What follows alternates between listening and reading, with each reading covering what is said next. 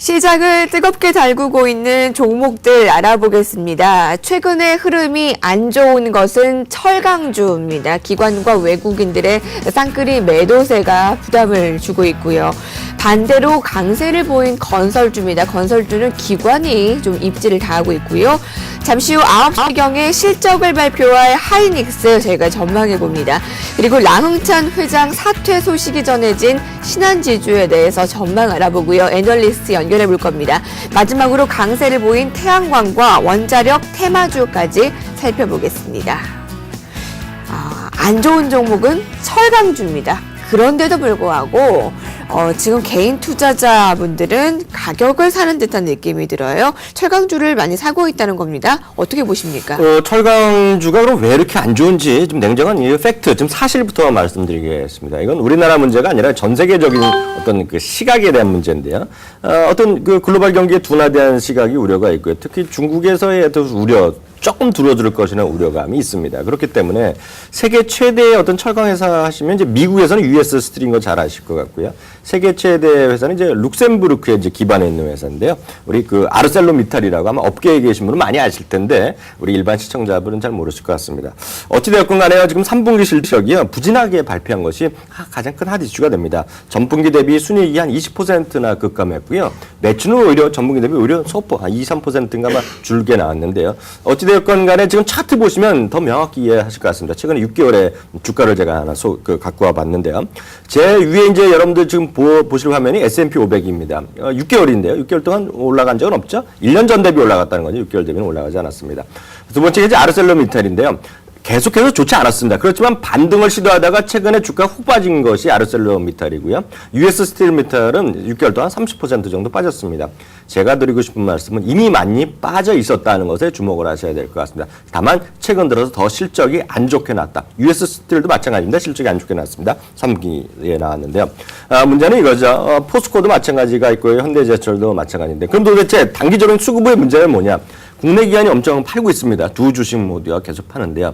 문제는 외국인은 좀 파느냐 그러면 포스코는 팔고 있지만 현대제철은 꾸준히 사고 있다 하는데 여러분 주목하셔야 된다는 것이죠. 다시 말씀드리지만은요. 투신은 많이 파는 이유 아주 뚜렷하게 나오고 있습니다. 어제에도 가장 많이 판 주식 중에 한 상위에 들어가는 것이 이들 주식인데요.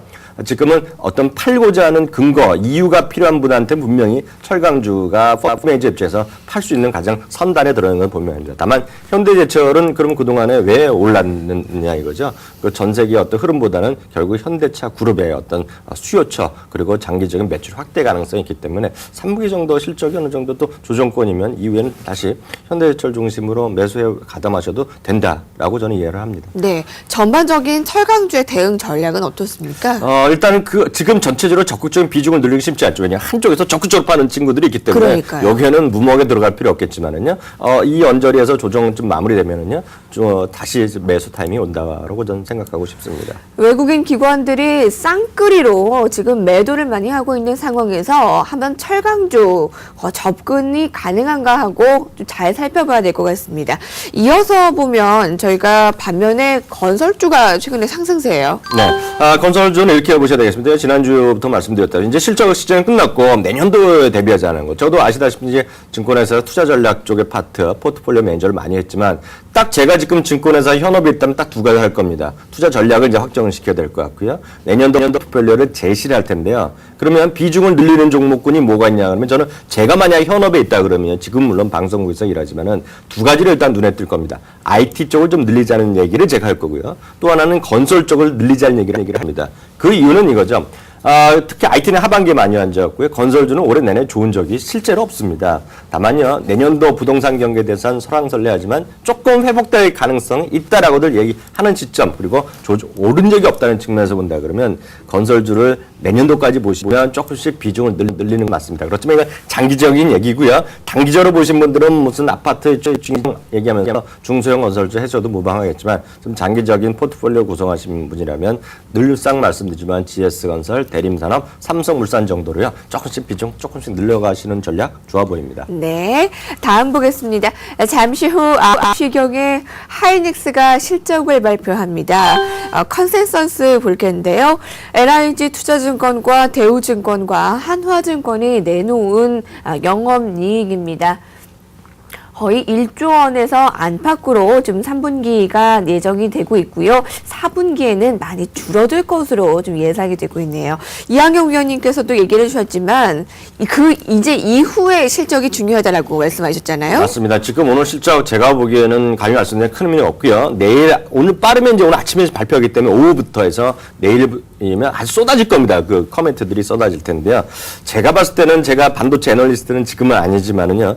2만 원 초반에서 장기 매수 관점 얘기하는 친구들이 아마 다수가 나올 거라고 보고 있고요. 컨센서스도 아마 그런 쪽으로 말씀드렸다시피 내년도 이해해 봐서 저점에서 모아가자 이런 정도의 코멘트가 나올 거라고 보고 있습니다. 다시 말씀드리지만 개인의 입장과 기관이나 외국인의 입장 많이 다르기 때문에 이거 역시 선택의 문제가 되겠지만은요.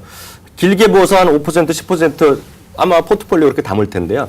개인 투자들이 그렇지 않지 않습니까? 솔직히 말씀드려서 담았다면 50%. 하이닉스는 몰빵하신 분이 많은 종목인데요. 저는 여전히 아니라고 봅니다. 그렇군요. 네. 하이닉스 오늘 실적 나오는 것보다 향후 실적 전망에 더 예의주시기 하시기 바랍니다. 자, 이어서 은행주 볼 텐데요. 신한지주 외 은행주 살펴볼 전문가입니다. 담당 애널리스트 IBK 투자증권의 이혁재 연구원입니다. 안녕하세요. 네, 안녕하세요. 네, 라우찬 회장 사퇴 의사를 표명했습니다. 주가 향방 어떻게 예상해 볼 수 있습니까?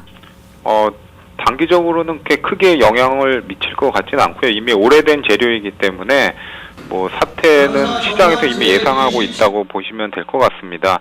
하지만 이제 주가 같은 경우에는 최근 그 은행들은 이제 양분을 했을 때 3분기랑 4분기 실적 부담이 상대적으로 적은 은행과 있는 은행으로 나눌 수 있을 텐데 신한 같은 경우에는 부담이 없는 편이고요.